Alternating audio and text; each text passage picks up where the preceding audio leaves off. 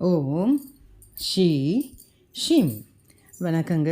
அனைவரையும் மறுபடியும் சேனலில் சந்திப்பதில் மிக மகிழ்ச்சி அடைகிறேன். இந்த தலைப்பில் நாம் பார்க்க இருக்க போகிறது மைத்ரேய முகூர்த்தம். மார்ச் மாதம் வருகிற மைத்ரேய முகூர்த்தம். இந்த மாதம் 2025 மாதம் பார்த்திங்கன்னா ஒரு 3 முகூர்த்தம், ஒரு முகூர்த்தம் முடிஞ்சு போகுது. அடுத்த முகூர்த்தம் இது. பொதுவாக மைத்ரேய முகூர்த்த நேரத்தில் நாம் கடன் அடைக்கிறதோ எந்த ஒரு விஷயமுமே அது பன்மடங்காக பெருகும்னு சொல்லுவாங்க. அதனால் நமக்கு ஒரு கடன் தொகை இருக்குது, ஒரு 5 லட்சமோ 50,000மோ எவ்வளவோ ஒரு பேங்க்லையாக இருக்கட்டும், இல்லை தனிப்பட்ட முறையில் எந்த கடனாக இருந்தாலும் அதில் ஒரு பகுதி, ஒரு பேச்சுக்கு நம்ம ஒரு 500 ரூபா கூட நாம் கொடுக்கலாம். கையில் வாங்கினா கையில் கொண்டு போய் கொடுக்கலாம். அது பகல் நேரமாக இருந்தால், இல்லையா ஆன்லைன் டிரான்சாக்ஷன் பண்ணிக்கலாம். இல்லை அந்த மாதிரியெல்லாம் செய்யக்கூடிய நேரமாக வராமல் சில நேரத்தில் இந்த முகூர்த்த காலங்கள் இரவு நேரத்திலேயோ இல்லை அதிகாலையிலையோ வரும்போது நாம் ஆன்லைன் டிரான்சாக்ஷன் செய்யலாம்.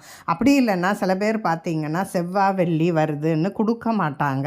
அந்த மாதிரி சமயத்தில் நாம் ஒரு மஞ்சள் கவரோ மஞ்சள் பையிலையோ அந்த பணத்துக்கு உண்டான பேர் அந்த கவர் மேலே எழுதி, இவங்களுக்கு இருக்கிற கடன் சீக்கிரமாக தீரணும் அப்படின்னு மனசார எழுதி நம்ம குலதெய்வத்தை வேண்டி அதில் வச்சிடலாம். அதில் வைக்கும்போது நாம் ஒரு பச்சை கற்பூரம், ஏலக்காய், அந்த கிராம்பு, பிரியாணி எல்லாம் இந்த மாதிரி வாசனை, அந்த பிரியாணி பட்டை அதெல்லாம் இருக்கு இல்லையா, அதை போடணும். அது எதுக்குனாக்கா எந்த ஒரு விஷயமும் நாம் வைக்கிறத அது ஈர்த்துக்கிட்டே இருக்கும். அப்போ நம்ம ஒரு 500 ரூபா பணம் போட்டால் இன்னும் கொஞ்சம் அதில் சேரும்.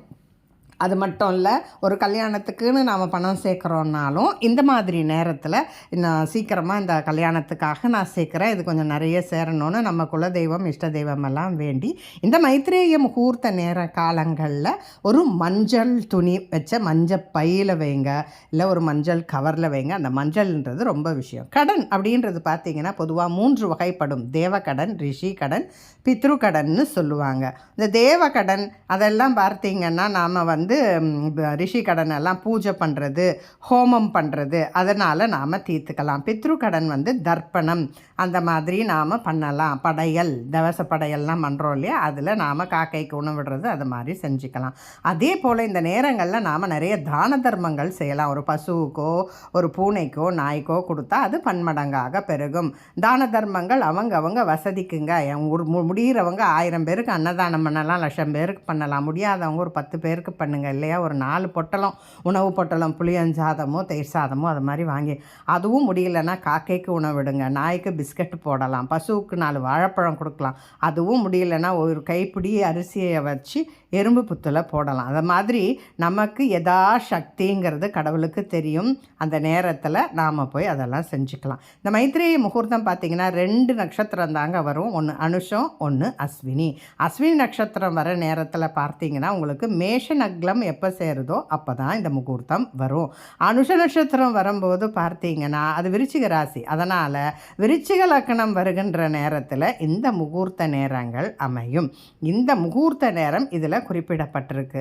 ஒன்று பார்த்திங்கன்னா 19ஆம் தேதி அன்னைக்கு உங்களுக்கு அனுஷ நட்சத்திரம் புதன்கிழமை அன்னைக்கு வருது. அந்த நேரத்தில் நீங்கள் இந்த கடனை நிவர்த்தி செய்து கொள்ளலாம். அது கொஞ்சம் நள்ளிரவில் நைட்டு 10 மணியிலேருந்து 12 மணிக்கு மேலே வருது. அப்போ நீங்கள் எப்படி டிரான்சாக்ஷன் பண்ணணுங்கிறத நீங்கள் பார்த்துக்கோங்க. அதாவது 12க்கு மேலேன்னா நமக்கு ஆங்கில கணக்குப்படி 20 தேதின்னு மாறிடும். அதை நீங்கள் பார்த்துக்கோங்க. அதே போல் பார்த்திங்கன்னா இந்த மாத கடைசியில் 31ஆம் தேதி அன்னைக்கு பார்த்திங்கன்னா திங்கட்கிழமை அன்னைக்கு காலையில் ஒரு 6:56 மணிலேருந்து 8:45 வரைக்கும் இருக்குது. அப்போ நீங்கள் எப்படி டிரான்சாக்ஷன் பண்ணணும், ஆன்லைனாக இல்லை எடுத்து பெட்டிக்குள்ளே ஒரு கவரில் போட்டு வைக்கிறதான்னு செஞ்சு இந்த நேரத்தை நீங்கள் உபயோகப்படுத்திக்கங்க. அடுத்த மாதம் உங்களுக்கு ஏப்ரல் மாதத்துக்கு உண்டான மைத்ரேய முகூர்த்த நேரங்களையும் குறிப்பிட்டு சொல்லப்படுகிறது. இந்த அளவில் இந்த பதிவை நிறைவு செய்து கொள்கிறேன். இந்த பதிவுகளில் உங்களுக்கு பிடித்திருந்தால் கட்டாயம் லைக் செய்யவும், ஷேர் செய்யவும், சப்ஸ்கிரைப் செய்யவும் மறந்து விடாதீர்கள். நன்றி, வணக்கம்.